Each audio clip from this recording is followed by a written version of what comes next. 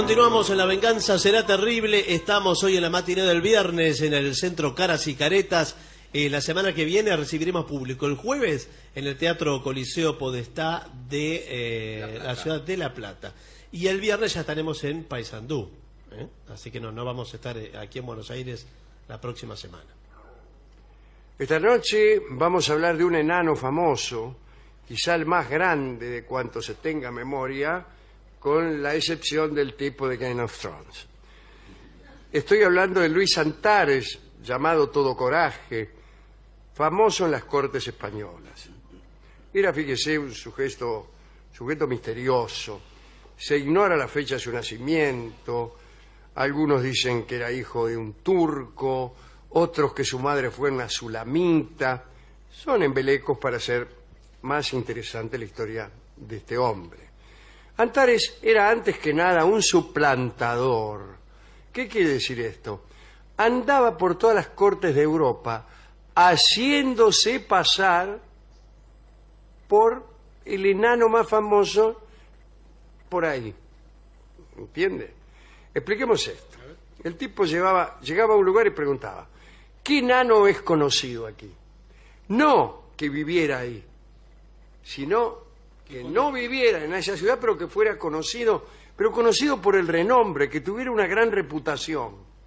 Y una vez que averiguaba eso, se hacía pasar por él. Dice: yo escuché hablar mucho del Por Esos Mundos. Bueno, yo soy el Por Esos Mundos. Acordémonos que estábamos en una época en la cual esto era sencillo, hacerse pasar por otro. Aquí, en este tiempo que nos toca vivir, con la televisión, las revistas, qué sé yo, todos los artistas, los toreros y aún los peluqueros son reconocibles. Nadie puede ir a hacerse pasar, digamos, por Ricardo Darín.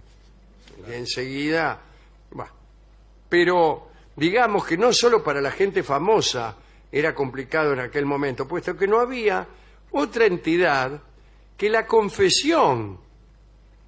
No había cédula de identidad, ni DNI, ninguna de esas cosas, ni fotografías, ni impresiones digitales, ni cosa que se pareciera. El caso es que Antares llegaba a una ciudad, averiguaba qué enano era famoso y decía: soy yo. Pero no lo hacía de un modo muy directo. Digamos, tomaba como propia la identidad del que quería suplantar y también era capaz de repetir las proezas, porque era especialista en repetir proezas ajenas. No eludía ningún riesgo. Por ejemplo, si se enteraba de que había un tipo que era famoso por ser malabarista, se adiestraba en el malabarismo. Si el otro era equilibrista, hacía equilibrio.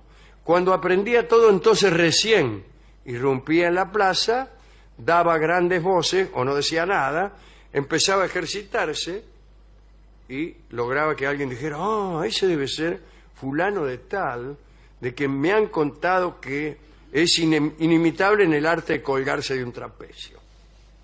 Y así usurpaba, suplantaba y obtenía ventaja, ¿no es cierto? Cuando lo veían decía: este debe ser fulano de tal, el volatinero. Él no decía ni que sí ni que no, pero se limitaba a seguir ejerciendo su destreza y dejaba correr la voz hasta que se enteraban los más necesitados de entretenimiento, que suelen ser los poderosos. Y entonces lo llamaban y ahí, iba a los palacios, a las cortes, los colmaban de atenciones, ganaba algún dinero, etc. Pero Antares, claro, no se quedaba mucho tiempo en ninguna parte. Más tarde o más temprano se aburría y se iba.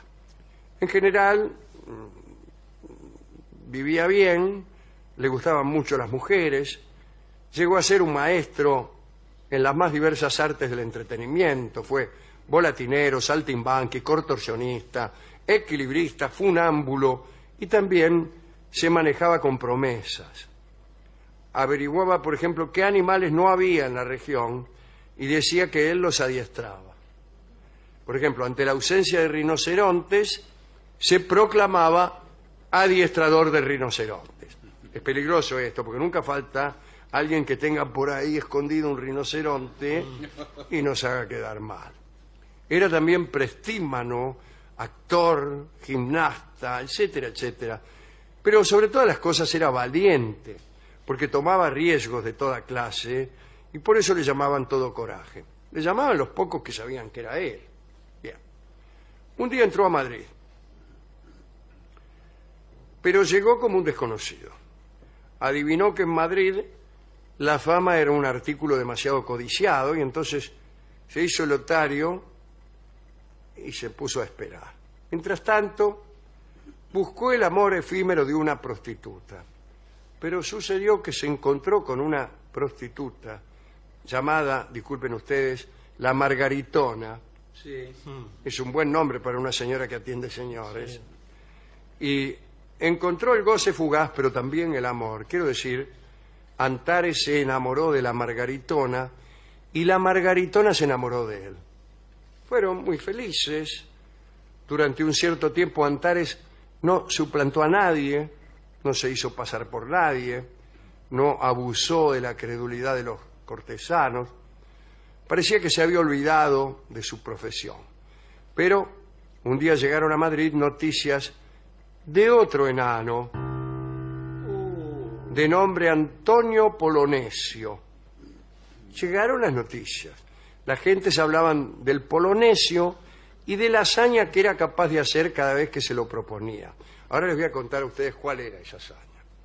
El Polonesio tenía la siguiente habilidad. Allí donde se celebraba una corrida de toros, el tipo se hacía enterrar en la arena y permanecía bajo tierra hasta tanto terminase la fiesta.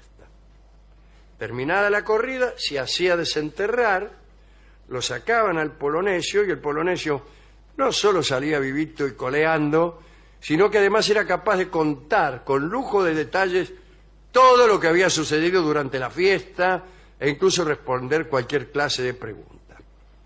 Antares se enteró y le empezó a picar aquella obsesión que tenía él por reemplazar a los que parecían irreemplazables. Y dijo, qué buena ocasión para hacerme pasar por el Polonesio. Un día desapareció. La Margaritona preguntó por él, Antares no estaba, hasta que un día alguien anunció que había una corrida de toros y que Antonio Polonesio iba a ser enterrado en la arena. Y allí iba a permanecer todo el tiempo que durase la corrida. Se hizo la corrida, lo enterraron primero al tipo, ¿no? Terminó la corrida y al final lo desenterraron. Era Antares. Pero cuando lo desenterraron vieron que había tomado un color azul espantoso y vieron también que estaba más muerto que una rata. Se murió Antares, no era el Polonesio, era Antares muerto. ¿Para qué le voy a contar la tristeza de la Margaritona, que se estaba preguntando dónde andaría su Antares? Bueno, ahí estaba, enterrado en la arena. Bueno, ella lo volvió a enterrar, lo lloró y no compartió con nadie su dolor. Porque todo el mundo creía que el que había muerto era el Polonesio, y de Antares en Madrid nadie tenía mayor noticia. Pasó el tiempo y se presentó en casa de la Margaritona otro enano. Este enano era hijo de portugués, se llamaba João Mascareñas, tenía ojos como faroles y también tenía una habilidad, ¿no? Su habilidad era plantarse en una plaza, beber agua, dicen que era capaz de beber hasta 300 tazas, y luego exigía que le pidiesen que echara por la boca cualquier cosa. Y accediendo a pedidos del público, empezaba a echar vino, agua de olor, fruta, bolitas, pañuelos, sonajeros, lo que le pidieran. Un asco verdaderamente. Pero bueno, aquello le gustaba a la gente, les gustaba ver señores que tiraban por la boca aquello que se les solicitaba. Parece que su arte era tan asombroso que 2 veces fue indagado por la Inquisición para ver cómo hacía aquello, ¿no? Pero acabó por descubrirse que todo lo hacía por medios naturales, es decir, que no tenía pactos con el demonio, al menos no en lo que se refiere a echar cosas por la boca. Felipe IV se lo llevó a su corte, estuvo hasta que se fue. Ávido también él mascareños, de cortesanas, y ahí, en esa avidez de amor efímero, conoció a quién, a la Margaritona. Sucedía algo más con este Joao Mascareñas. Él andaba en busca de un amigo. Andaba preguntando por un amigo del que nadie tenía noticias. Cuando se encontró con la Margaritona, le habló de este amigo. Y la Margaritona le habló de su amante muerto, y resultó ser que eran la misma persona. Y de allí le quedó a la Margaritona una especie de cariño por los enanos. Casi todos los que venían a Madrid contaban con el aprecio de esta mujer, que fue para ellos madre, hermana, confidente y amante. Allí, a esas tertulias de enanos, donde estaba Joao y otros, un día acudió un pintor de la corte. Y ese pintor era Diego Velázquez. Y ustedes han conocido algunos de los enanos que iban a la casa de la Margaritona, pintados en esos crudelísimos cuadros de Velázquez. Allí conversaban, se entretenían en aquel abecedario de colores, en el que se decía que cada color tenía su simbolismo. Algunos simbolismos son obvios y conocidos, donde uno quería pintar la esperanza, la pintaba de verde, y la caridad la expresaba amarilla, y qué sé yo. Hablaban de espejos, como especie de Borges adelantados. Hablaban de aquel espejo hechizado que parece que había en la corte de Felipe IV, que fue descubierto por Joao Mascareñas, que dice que un día se miró en él y vio que en aquel espejo había algo malo. Ajá. El propio Velázquez arrancó el espejo y lo tiró al río. Velázquez aprendió muchas cosas del mundo de los enanos en aquellas tertulias de la Margaritona y luego convirtió esto en arte mayor. Y aquí termina la pequeñísima historia de Antares, el suplantador, y de Joao Mascareñas, el hombre que era capaz de arrojar cualquier cosa por la boca. Si bien se mira, el volatinero, el saltimbanqui, el hombre que bebe 300 tazas de agua, son artistas menores. Pero siempre hay en el artista menor la capacidad de estimular al artista mayor. Siempre hay en los compositores de coplas algo que inspira y que motiva a artistas superiores. Bueno, hemos hablado alguna vez aquí de un gran poeta argentino que recomendaba la lectura del alma que canta, y muchos de nuestros grandes poetas han dicho que quizá el mejor destino que puede tener una copla es que la gente consiga olvidar a su autor. Y aquí aparece también el gran artista que retrata y es estimulado por esas artes pequeñas y funambulescas que hemos glosado. Hemos ido a la discoteca y hemos contado esta enternecedora historia de amor al discotecario, sí, que, impresionado por el arte de Antares para hacerse pasar por otro, nos entregó este disco, que es una milonga que cantará Alberto Merlo y cuyo título es Lo que se preguntaban en las ciudades cada vez que aparecía Antares haciéndose pasar por otro. ¿Será él? Canta Alberto Merlo.